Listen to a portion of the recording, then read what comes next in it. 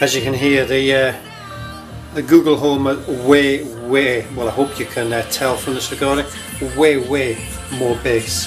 In fact, a bit too much bass. The Alexa is underwhelming in bass, but you can listen to Alexa all day long.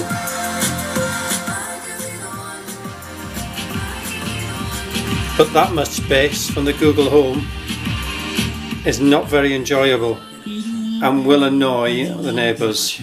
I'm sorry, that is my song of the summer. Dua Lipa on Radio 1. Before that, Martin Jensen. Tune of the weekend. BBC Radio 1. That might be my tune of the summer, but this is the tune of the weekend. So we do this on Radio 1 at the weekend. We play this song in every show because... And this week's tune of the weekend is none other than Mr. Harry Styles himself. He has sent the world